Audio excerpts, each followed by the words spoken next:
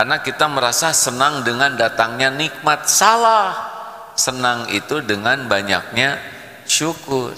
Karena nikmat itu diberikan kepada siapapun, tapi syukur tidak diberikan kepada setiap orang. Tidak ada yang lebih pahit dari berharapnya hati kepada Allah. Allahumma aftah lana hikmataka ya Allah.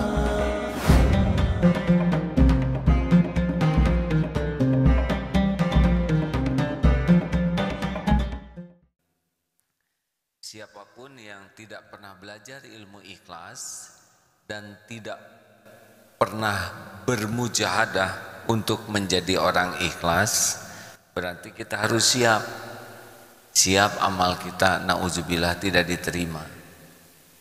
Amal kecil ikhlas nilainya dahsyat, amal besar tidak ikhlas tidak ada nilainya, seperti jasad tanpa ruh. Ini serius. Sudah kita berulang kali dengar bagaimana orang-orang yang jihad sampai mati syahid sekalipun tidak diterima, karena niatnya untuk diakui orang, untuk dikagumi orang, untuk dipuji orang, bukan untuk diakui Allah Subhanahu wa taala.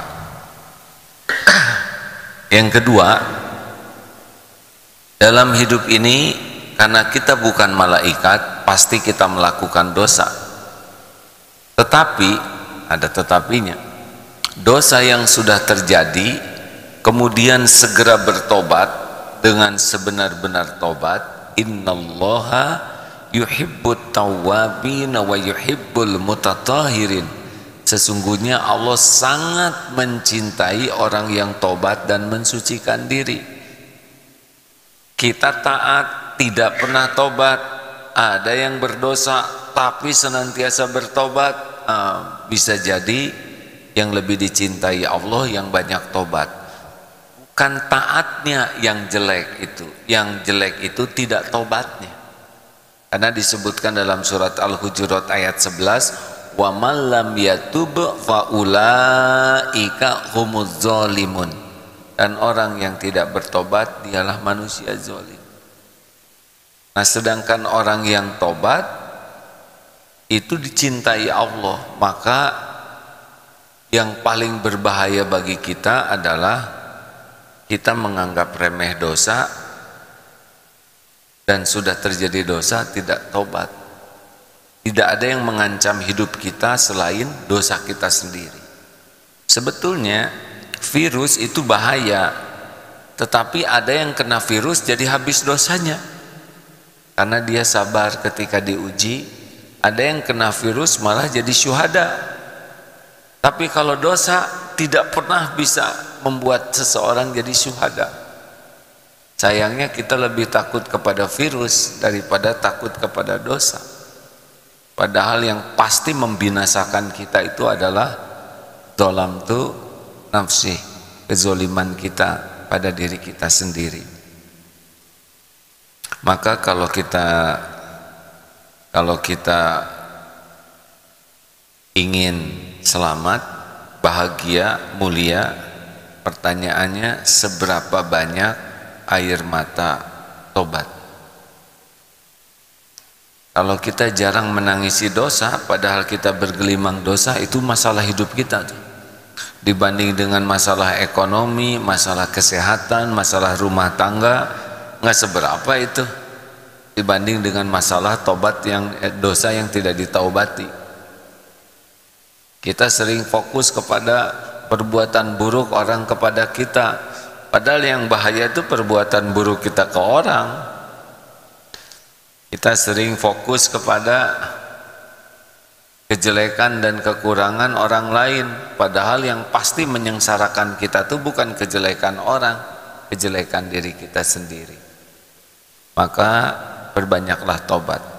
Berbuat baik kuncinya ikhlas, tergelincir segera tobat.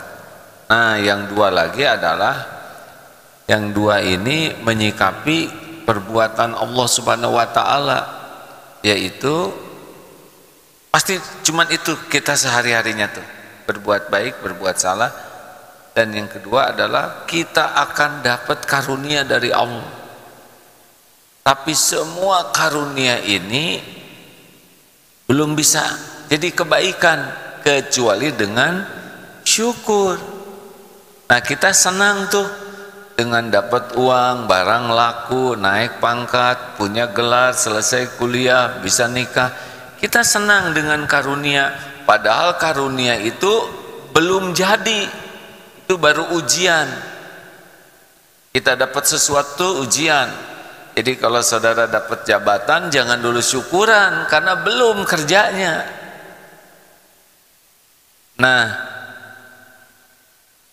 jadinya kebaikan atas nikmat itu kalau syukur. Jadi orang yang paling dapat banyak kebaikan bukan yang paling dapat nikmat. Yang paling dapat banyak kebaikan adalah yang paling syukur. Ini persepsi ini penting nih hadirin. Karena kita merasa senang dengan datangnya nikmat. Salah. Senang itu dengan banyaknya syukur. Karena nikmat itu diberikan kepada siapapun, tapi syukur tidak diberikan kepada setiap orang. Penjahat saja dikasih itu kenikmatan dunia, ya kan? Harta, pangkat, jabatan, kesenangan dunia ditumpahkan, tapi tidak ada apa-apanya kalau tidak punya syukur. Nah, makanya syukur itu menjadi wajib bagi orang yang ingin hidup dalam kebaikan. Jadi makanan, nah seperti ini Allah memberikan minum. Ini alhamdulillah, tapi ini belum jadi kebaikan. Karena kambing minum, monyet minum, kucing minum, kita minum. Kalau kita nggak pakai syukur, ya apa bedanya kita dengan kancing? Kancing itu kambing digabung dengan kucing. Pakai masker begini, saya tetap bisa tahu saudara ketawa dari mana, matanya jadi merem ya. Dan yang keempat adalah kita ini walanabluwannakum bisyai', pasti akan diuji oleh Allah dengan sedikit. Sedikit toh hadirin, kalau nikmat itu setiap saat, kalau ujian itu sedikit. Dan itu pun jadi kebaikan ujian ini kalau kita bisa sabar. Selesai sudah, punya 4 keahlian ini, Masya Allah, bisa ikhlas dalam melakukan apapun, segera tobat ketika melakukan kesalahan sekecil apapun, tenggelam dalam rasa syukur setiap saat, bersabar ketika diuji oleh Allah, dapat itu udah, itu dapat tuh. Jadi kenapa kita tidak bahagia? Karena beramal kurang ikhlas, punya dosa kurang sabar, dilimpahi karunia kurang syukur, diuji oleh Allah kurang sabar. Inilah yang membuat kita menderita, kurang ikhlas, kurang tobat, kurang syukur, kurang sabar, digabungkan namanya kurang ajar. Jangan begitu atuh dalam mengaku itu ya.